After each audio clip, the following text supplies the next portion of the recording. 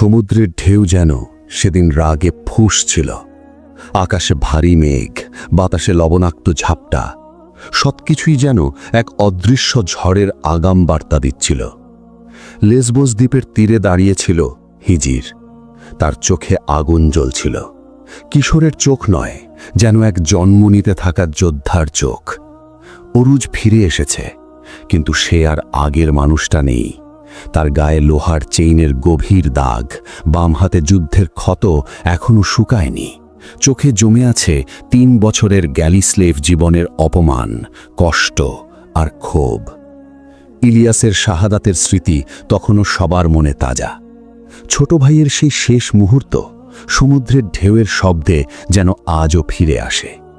হিজিরের বয়স তখন মাত্র ১৯-২০। তার কোকড়া চুল বাতাসে উঠছে, মুখে কিশোরের কোমলতা থাকলেও চোখে দৃঢ় সংকল্প। হাতে ধরা বাবার পুরনো তলোয়ার, যেন উত্তরাধিকার, দায়িত্ব আর প্রতিজ্ঞার প্রতীক। অরুজ ধীরে ধীরে তার সামনে এসে দাঁড়ালেন। কিছুক্ষণ ছোট ভাইয়ের দিকে তাকিয়ে রইলেন, তারপর গভীর কণ্ঠে বললেন, ব্যবসা শেষ, এখন লড়াই। হিজিরের বুকের ভেতর যেন বজ্রপাত হলো। অরুজ আবার বললেন, শত্রুরা আমাদের ভাইকে নিয়েছে, আমরা তাদের নেব। এই কথাগুলো শুধু প্রতিশোধের ঘোষণা ছিল না, এটা ছিল এক নতুন জীবনের ডাক। সেই মুহূর্তে হিজিরের হৃদয়ে আগুন জ্বলে উঠল। প্রতিশোধের আগুন, রক্ষার আগুন, আর বন্দী মুসলিম ভাইদের মুক্ত করার এক অদম্য সংকল্প। সে শক্ত করে তলোয়ারটা ধরল, মনে মনে বলল, ইলিয়াস ভাই, তোমার রক্ত বৃথা যাবে না। সেদিনই শুরু হয়েছিল তার জীবনের নতুন অধ্যায়। এক অধ্যায় যেখানে সমুদ্র হবে তার পথ, তলোয়ার হবে তার ভাষা, আর ন্যায় প্রতিষ্ঠা হবে তার লক্ষ্য। অরুজ রেইস ফিরে আসার পর তারা একটি নিরাপদ ঘাঁটির কথা ভাবলেন। শত্রুর চোখের আড়ালে, কিন্তু সমুদ্রের মাঝখানে এমন একটি জায়গা দরকার ছিল। তারা বেছে নিলেন দজেরবা দ্বীপ, বর্তমান তিউনিশিয়ার উপকূলে অবস্থিত এক ছোট দ্বীপ।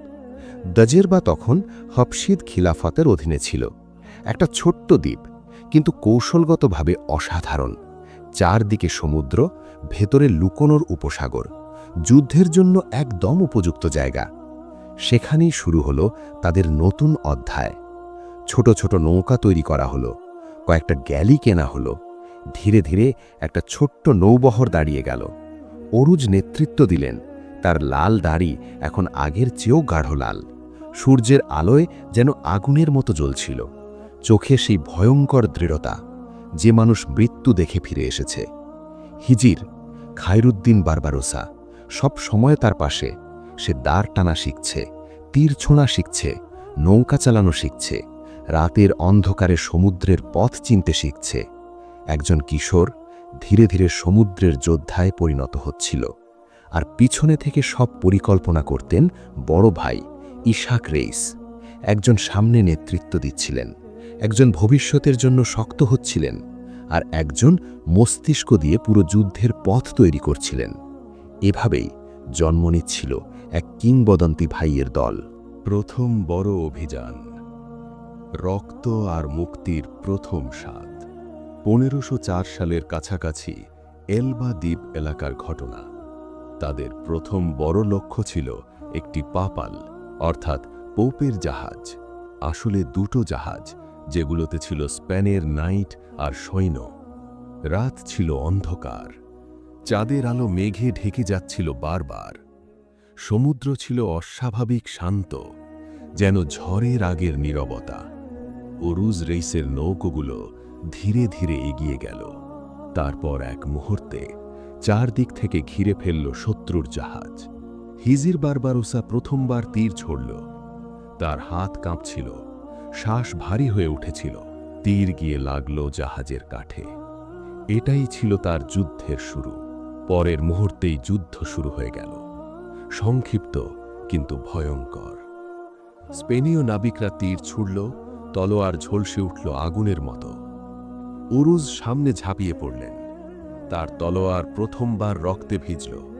এক স্পেনীয় নাইটের গলা এক আঘাতে কেটে ফেললেন। হিজিরও এক নাবিকের সামনে পড়ে গেল। দুজনের তলোয়ার একসাথে ঠুকল। ঝনঝন শব্দে হাত কেঁপে উঠল তার। কিন্তু পরের আঘাতে তার তলোয়ার প্রথমবার শত্রুর রক্ত দেখল। কয়েক মিনিটের মধ্যেই যুদ্ধ শেষ। জাহাজ দখল হয়ে গেল। তারা বন্দী করলেন ৩৮০ স্পেনীয় সৈন্য আর ৬০ নাইট। কিন্তু জাহাজে আর একটা দৃশ্য তাদের থামিয়ে দিল। সেখানে ছিল মুসলিম বন্দীও। স্পেন থেকে পালানো মরিস্কো মুসলিমরা, শিকলে বাঁধা, ক্লান্ত, ভীত। অরুজ এগিয়ে গিয়ে এক বৃদ্ধ মুসলিমের শিকল খুলে দিল। বৃদ্ধ লোকটি তার হাত ধরে কাঁপা কণ্ঠে বললে, আল্লাহ তোমাদের রক্ষা করুন। তার চোখে কৃতজ্ঞতার পানি ঝিলমিল করছিল। সেই মুহূর্তে হিজিরের ভিতরে এক অদ্ভুত শান্তি নেমে এলো। সে প্রথমবার বুঝল, এই লড়াই শুধু প্রতিশোধের জন্য নয়, এটা রক্ষার জন্যেও।